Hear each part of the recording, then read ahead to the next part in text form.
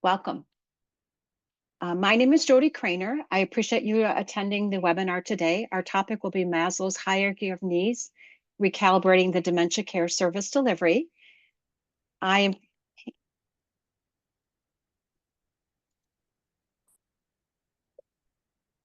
sorry, I ran into a technical difficulty, so I need to address that.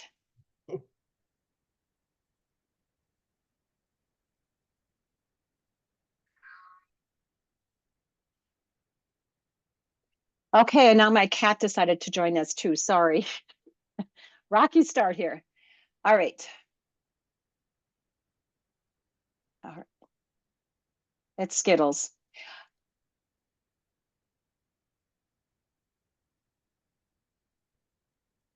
All right, so we will be talking about Maslow's hierarchy of needs, recalibrating the dementia care service delivery. I will be presenting today. I'm a clinical licensed social worker with advanced education in business as well as some experience. I do not have any financial relationships I need to disclose.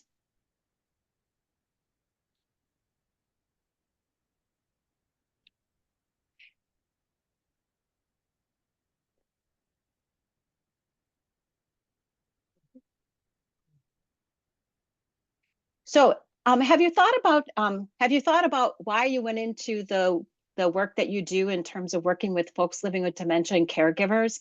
And what is your goal and being in this world, working them?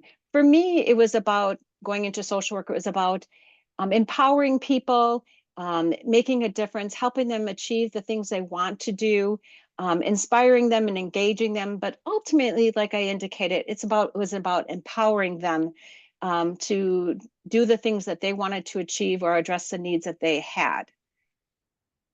In doing so, I developed a strategy or approach or framework to do so. And I guess I challenge you, have you done the same thing? If so, maybe after today, you will think about if to do so. And so the framework that I had adopted was Maslow's hierarchy of needs. So Maslow was an American psychologist who lived from 1908 to 1970. And I think it's important that we put in context the years he lived. So this predated a lot of the knowledge we currently know about dementia, Alzheimer's disease, Lewy body, and the other forms. And so it's interesting to use such a framework in a time and apply it to the dementia world when it was developed well before what we know today existed. And so he stated that people are motivated to achieve certain needs and that some of the needs take precedence over others. For most of us, the needs are based upon going from one level to the next level. And the very basic need is a physical survival. It'll be the first level that will motivate our behavior.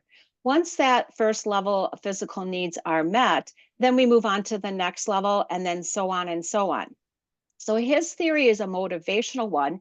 It comprises of a 5-tier model of human needs, often depicted by a hierarchy of levels within a pyramid. So this is it. And as he indicated, in his theory, that people start at the very bottom, and then after they are able to meet those needs, they're motivated to move on to the next level, and then next level, and then the next level.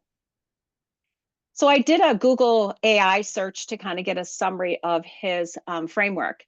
And the physiological needs those are survival needs that include water, food, shelter, and sleep.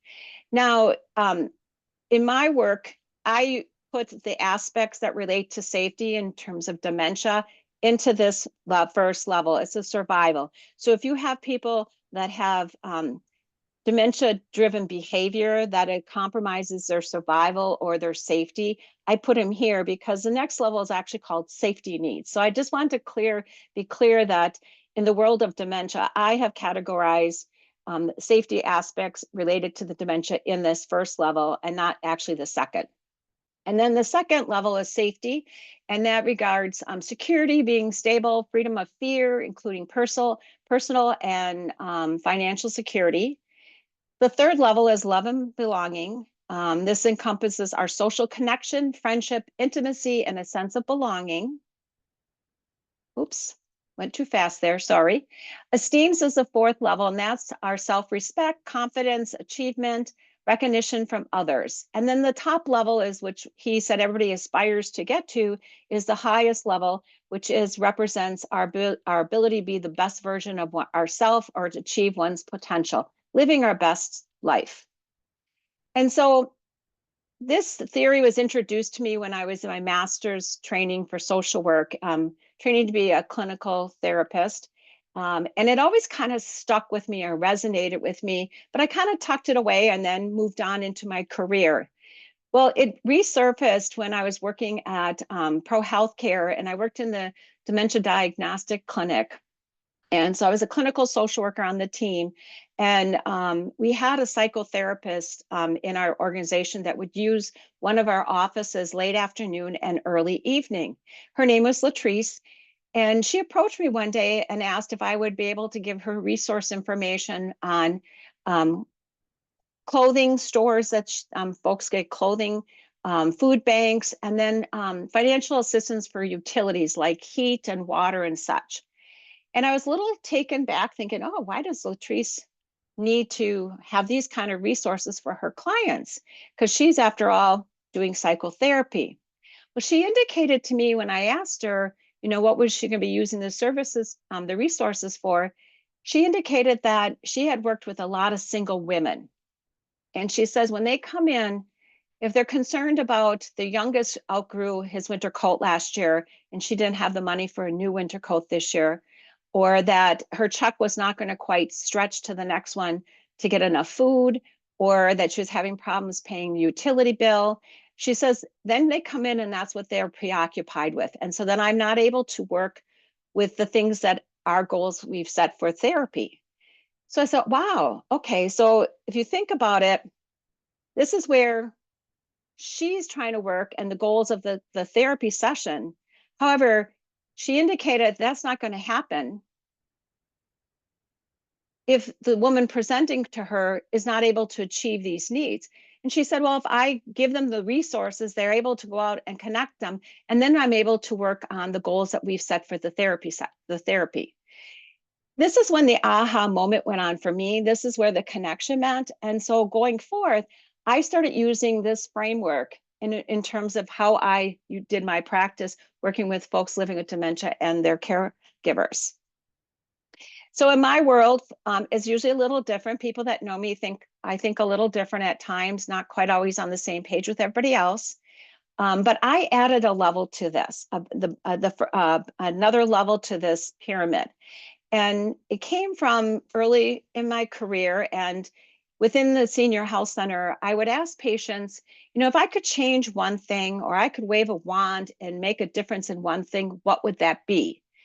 That kind of question made me realize that that was a priority to them, and I always needed to start there. That in my work, I was working with someone, not for them or to them or doing things for them. And so to me, I always viewed it as a partnership. So for my framework, I added this bottom level about this partnership that exists with the client or patient I'm working with and their family members. If you look at the 4 M's, which has developed through the John A. Hartford Foundation and is pretty nationally accepted now, the 4 M's, if you notice what matters is highlighted here. It's about what the individual wants. It's about their outcome, their goals, and to start there. And so that kind of aligns a little bit with how I view the framework and adding that bottom layer. So the framework I adopted from my work was this Maslow's hierarchy of needs, very person-centered. The goal is to help the person get to the highest level they can and live their best life. With that, it's a partnership. It's about working with them, not for them or to them, but it's about working with them. And then prioritizing. So I mentioned I worked in the dementia diagnostic clinic as a social worker. And patients would come in and we'd do the differential workup for the cognitive changes or behavioral changes they had. And then they left with 4 pages of recommendations. And so it always was perplexing to me. when I would meet folks that say, oh, the affiliate clinics do not give out recommendations, I'm like, oh, they do. But they often give out like 4 pages of suggestions and recommendations.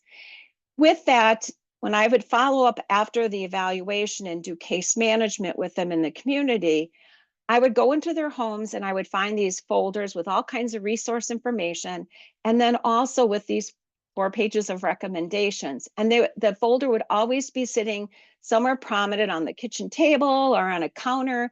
And the patient and family never opened it up or did anything about it. And so I started trying to figure out why. It was because it was overwhelming. There was just too much. Often they didn't understand the language and the jargon that was going on, and they didn't know where to begin. It was just too overwhelming. So they were saving it for a time where they had some time to sit down and totally digest it, which meant they never got to it. So for me, I looked at doing the top 3. And so when I work with an individual, I would take those 4-page of recommendations and say, okay, what are the top 3 priorities? And as we worked through them, then we pulled more from the sheet. So Aw, not look to at overwhelm the them. process. So here is an application of the Maslow hierarchy needs.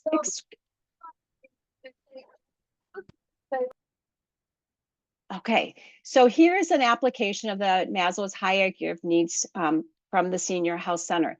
So Emily came in and she was diagnosed with mild cognitive impairment due to Alzheimer's disease, clinical depression, weight loss.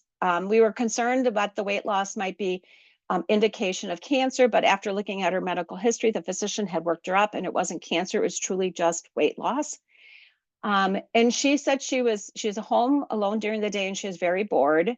Her daughter, Julie, who she lived with, worked during the daytime. And then there were almost nightly urine incontinence issues. So Julie had set up, stacks of sheets in Emily's room. So every night they would get up and there would be an incident of urine incontinence. Julie would change the sheets and Emily would get, change pajamas. And then the next day, then Julie had wash to do. And then there were no advance directives. So I followed Emily and Julie post the evaluation to help with some of those recommendations we had. So here's the key findings in the evaluation. And here are some of the recommendations on these 4 pages of recommendations. This is pretty busy in my book already on this sheet, but here are 4. So when I would approach to looking at how do we start this, how do I, make this person-centered, a partnership, and prioritize the list, where do I start? Well, I always started with the individual, what was important to them. And so for Emily, she had a friend, Martha, a lifelong friend that she had not had contact with in a period of time. And it was very important to Emily to see what was going on with Martha. And so she really wanted to have contact. This was an easy one for me, but it scored me points with Emily and got me on the same page with Emily. Now, interesting enough, I asked patients, what is one thing I could change or help you with? Often it didn't relate to them. Often it related to like their cat needed to go in to get the nails cut, or they couldn't find the right dog food.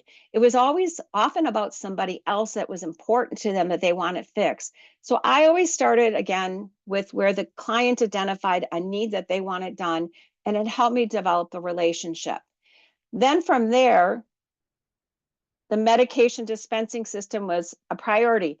And as you look at this list and you start looking at the framework, the medication was going to be critical because, like, if Emily had cardiac issues or she's on hypertension or other types of really critical meds, it'd be important that they be that she had a system down, especially because we know with Alzheimer's disease, it's amnestic, short-term memory.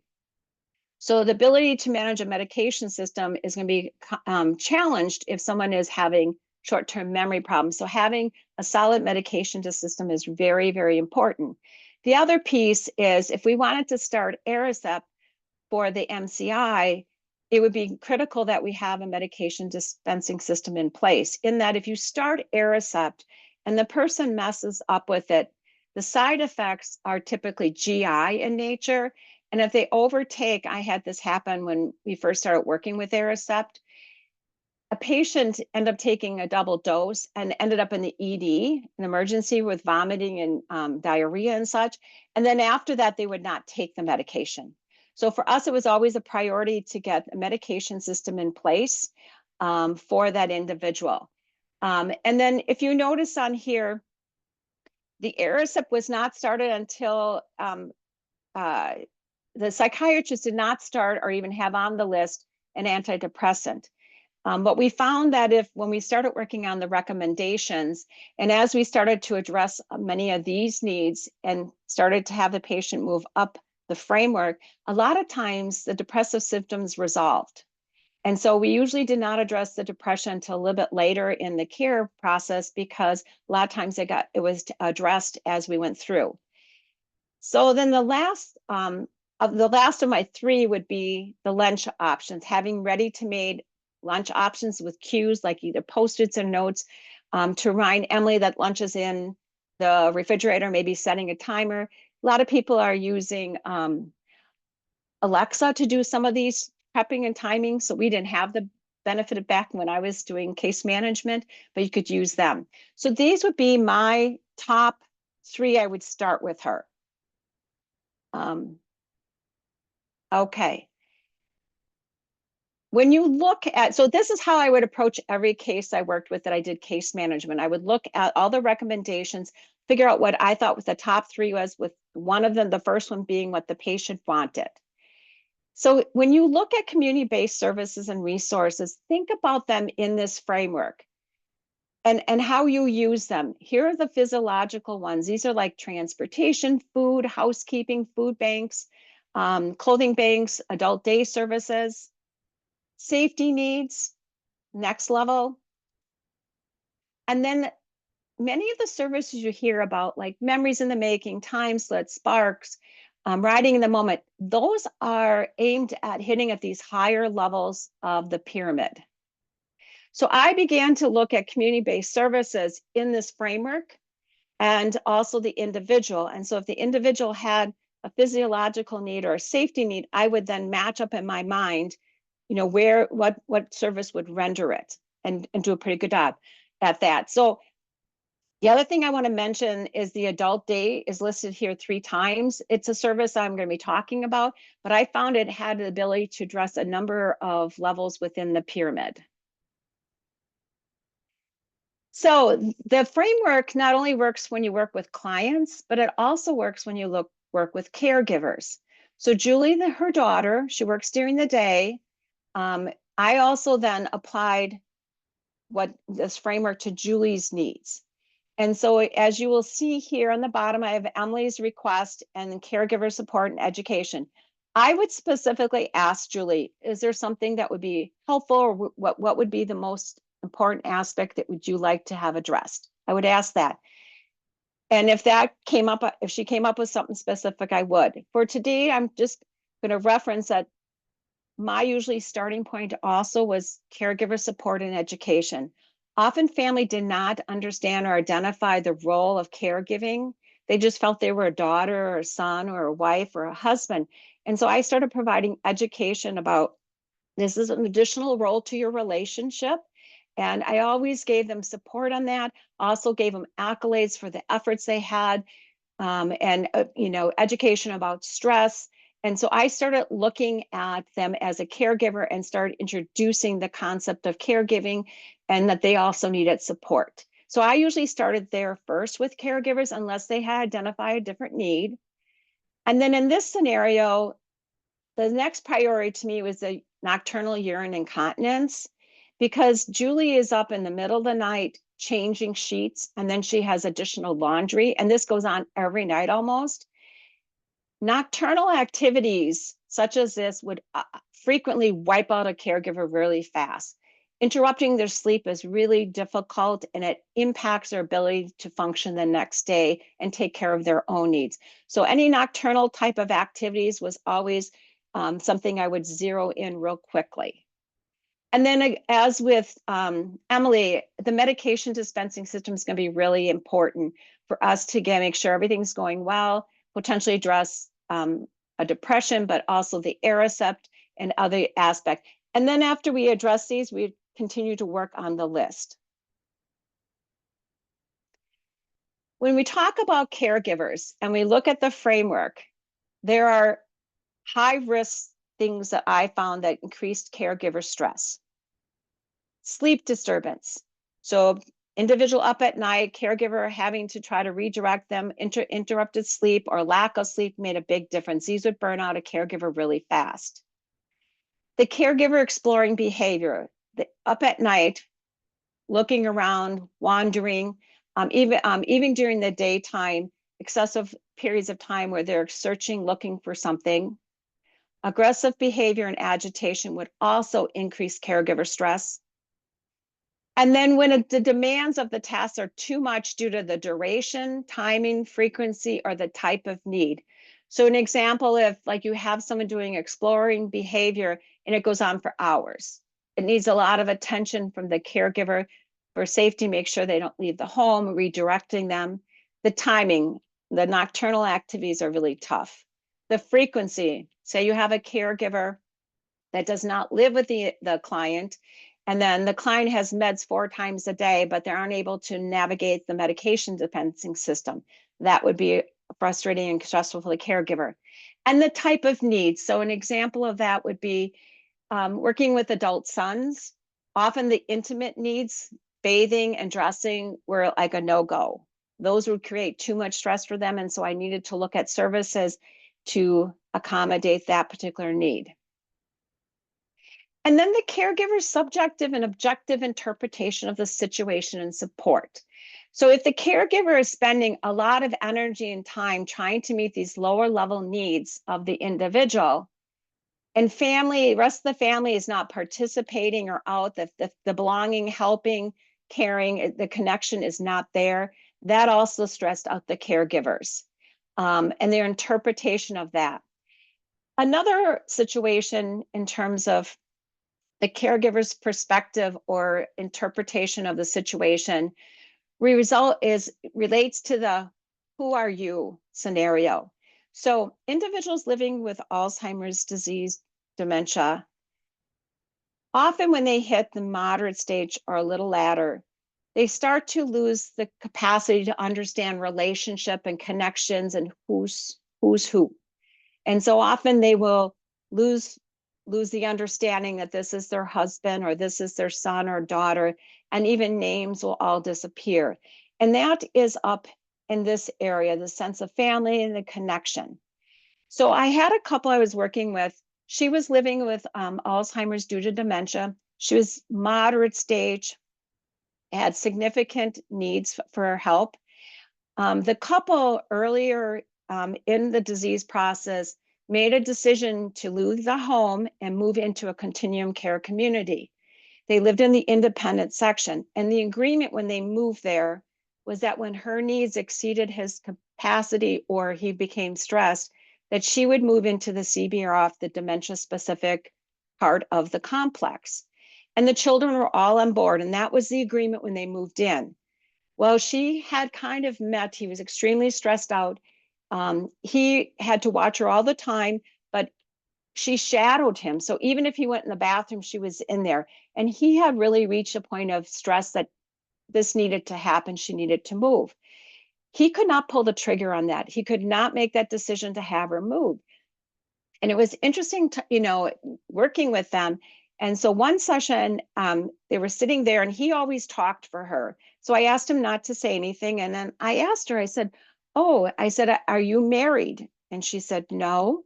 And I said, do you have children? And she said, no. And there was a family picture. And I said, oh, who are these people? Oh, these are some really nice people. I forget their names.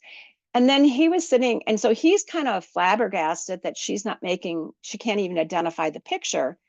And then I said, oh, who's this man sitting here? She goes, oh, he's just a sweet person that always helps me. He didn't understand what had happened. And for him, in their relationship, he finally then realized it was time to honor the agreement that they had, that she move into the CBRF point. And he was able to do that because he realized the relationship was no longer going to kind of achieve here anymore. And so he was able to move have her move. Now she did really well, provided really good care. Family came, and his caregiving role switched where he was monitoring the services she was receiving. He still and visited her. They were on the same complex. So it worked out really well, but he could not pull the trigger to do that.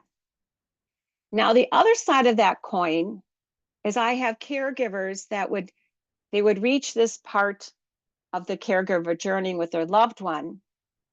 And when it happens, this is like a Pandora's box of emotion. This is so gut-wrenching for families to experience.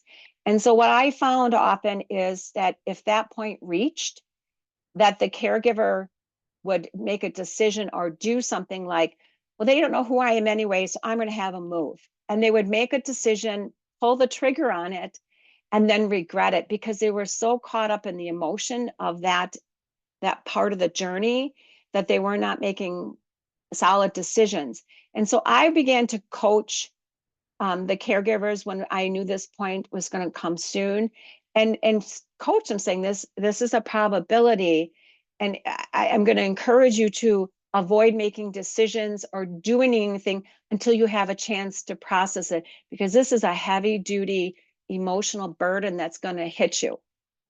And it was so effective doing that and prepping them. And then I found that caregivers weren't that rapid. They didn't do things impulsively as a result. So I'm going to shift gears and take you to an adult day center. So I had worked at Pro Healthcare for about 20 years, more than a decade in the dementia diagnostic clinic, but then left there and worked in a large nonprofit in the inner city of Milwaukee. And I had several programs there, and one was an adult day center. So our adult day center had 65 to 70 clients every day. Very diverse group in terms of what their needs were. We had access to like OT, PT, speech. We had an early memory loss program embedded in the center. We did memories in the making. We had, a number of things that we viewed our center more as therapeutic versus social. And we, as a result, had individuals that had all different types of needs. And so we had a number of clients that attended because they needed assistance with toileting and bathing, because we did have a Hoyer lift, a sit to stand, and we had a very nice bathing setup in our center. And so when I went and started overseeing the program, I talked to the staff about the Maslow's hierarchy of needs and if they would be open to adopting it for the center. And we did these stand-ups every morning, 15 minutes, as the day began. And during that 15 minutes, we would talk about, what was going on in the service, were there any changes, what or programming, if we had anybody special coming in. And during those 15 minutes, we talked about this, and this was a very easy rollout in terms of staff understanding. Everybody embraced it and really felt this makes sense to them.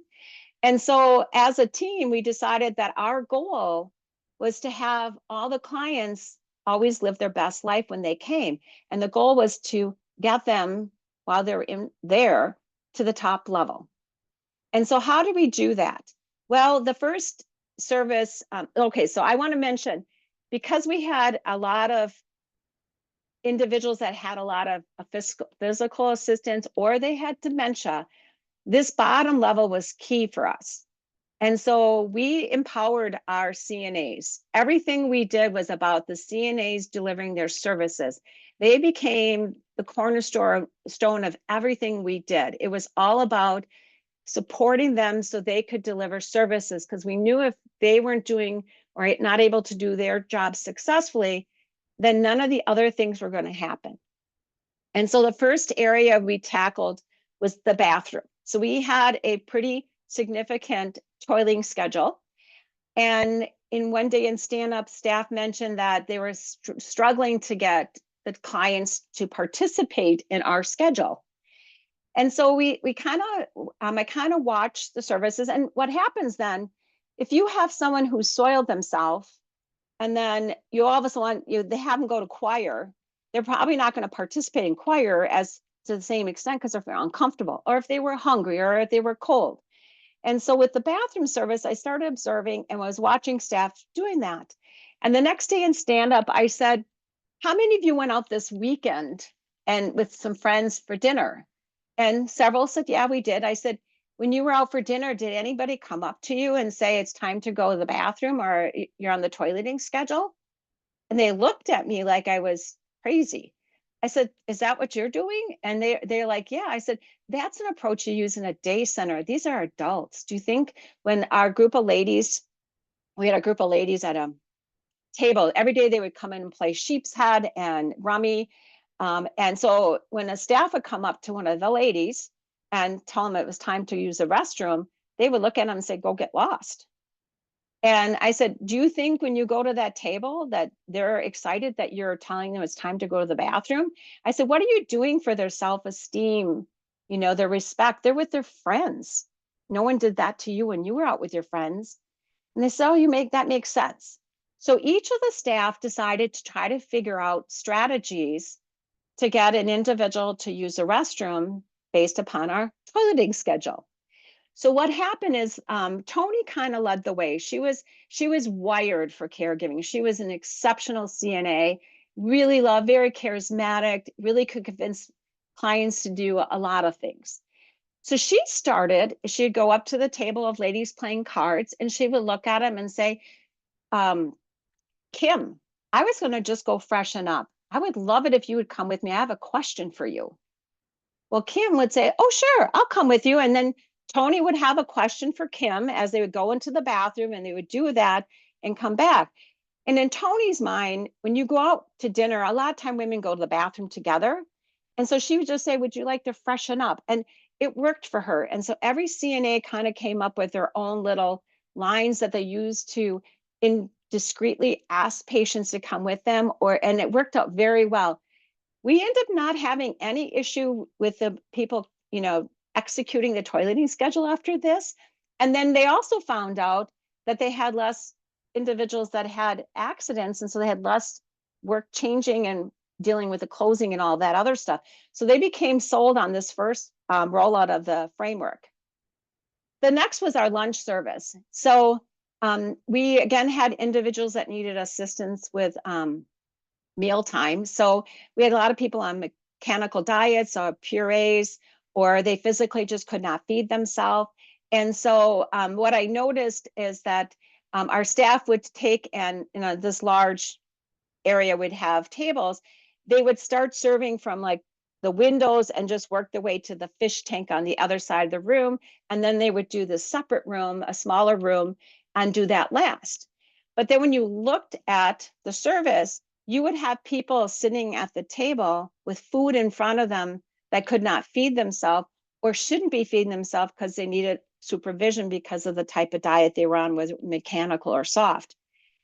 And so in stand-up, we started talking, what is it like to be sitting at a table where everybody's eating, but you can't feed yourself and you're hungry?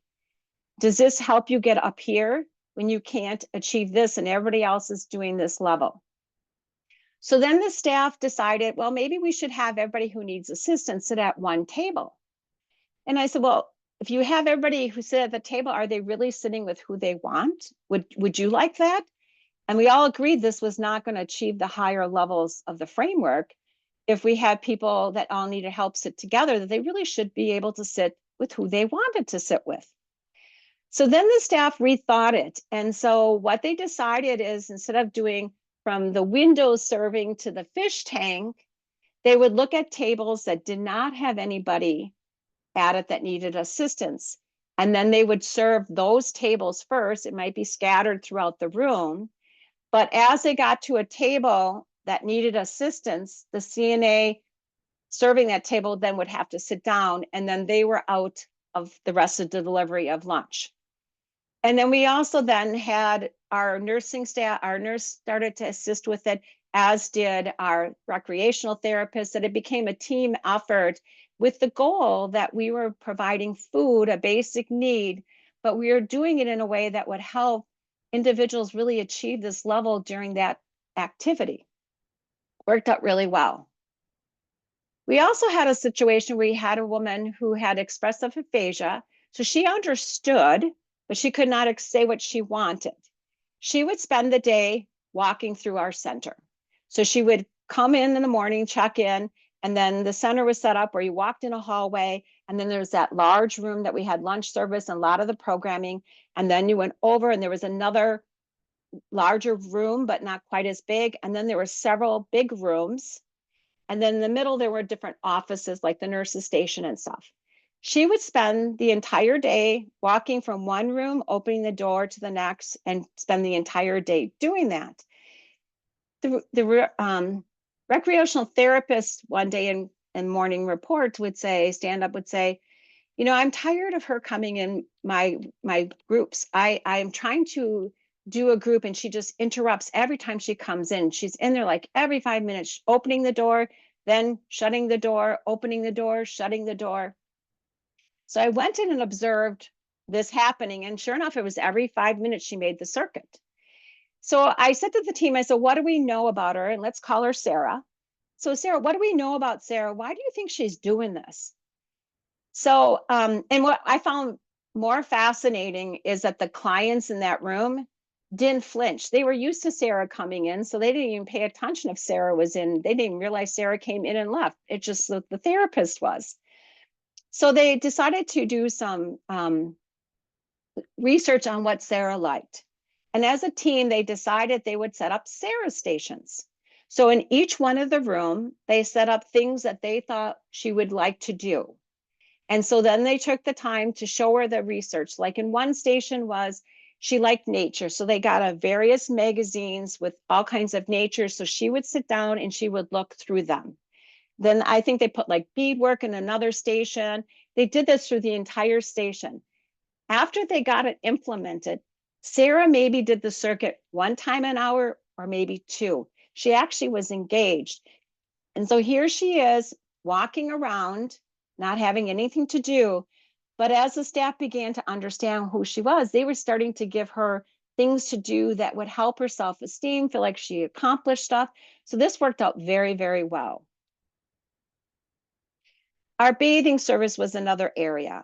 So we had, like I said, like a Hoyer lift and a sit to stand. So the bathing service, so some folks came to our center just because it was the only place they could get a bath. So our CNA staff used to rotate through the bathing services for the day. Everybody would take a day and they rotate through. But we always seemed to have one position open in our CNA staff, and we would use a temp person for that. Many of the clients did not want a temp person bathing them. Why? If you think about it, it's an intimate care and feeling safe with someone. So they would refuse bathing. So our staff talked about it, and we had a CNA, her name was Wanda. She really enjoyed the bathing service, said she would take it on, and her goal was to create a spa-like service. And so every client was asked, do you have like scents? Do you like smells? If she did, she would get soap that matched it. She got the battery operated candles if they wanted and put the candles on. So she spent a lot of time trying to figure out what each client really liked. So she took over that. And so then the clients felt much better. They felt safer about the activity. It's an intimate activity. And then she tried to achieve these higher levels by customizing the experience to what the person liked. And then our toileting schedule too, we did not have our float person on our toileting schedule. Again, an intimate care. And so we then used that float position for other things, for like programming and stuff, but we took them off the intimate care because we really wanted to focus on the client feeling secure, feeling comfortable with, and then each of the staff got to know the clients very, very well. So that worked out good. And then our needlework was the last example I have for us. So the needlework, I'm not sure if you've ever worked with people that knit or crochet, but there's a pecking order. So if you knit, you probably are able to crochet, but not all people that crochet can knit. So they came this like the little status thing among our clients of who was top notch in the group. But we had a number of people that wanted to be in the needle group, but either never had crocheted or knitted before, or cognitive changes got them to a point where they no longer were able to do the task. And so the team talked about, how do we make this happen for those individuals that want to be in the group, but are just going to be sitting there. And so the team talked through that. And what we did is we ended up buying, and I'm sure many of you who've done this, they have like looms that you can just weave yarn through. They have different types of larger things that people have finger dexterity, but there are tools you can use to get a similar product of knitting and crocheting through that. And then for those that cognitively were no longer able to do it, what we did is we got the skeins or yarns and we had them do balls. We put them in the ball of yarn. A lot of times knitters and crocheters do that. And then if we needed more of them, we would ask like the pediatric unit if they had yarn that we could do, or other departments. And so the goal was that anybody in that group that wanted to be a group, that they had an opportunity to participate in some fashion. And again, the team was always looking at getting everybody up to this level. So this worked very, very well for the day center, and looking at how we applied service delivery and met clients' needs. Our hope was that if it was a snowy morning or a cold morning in the middle of January, and a client was tucked in a warm bed, that they would say, yep, I'm going into the center, because they knew that when they got there, all these needs were going to be met, and they were able to get, up as far as they want on this structure. So I guess I go back to my initial comment. Do you have a strategy, approach, or framework you use in doing the work you do with clients living with dementia and their caregivers? For me, this connection with Maslow's hierarchy of needs, with the adaptation of with this last level, or the first level, has worked very well for me. So with that, I'm going to open up for comments, questions, and thoughts. Let me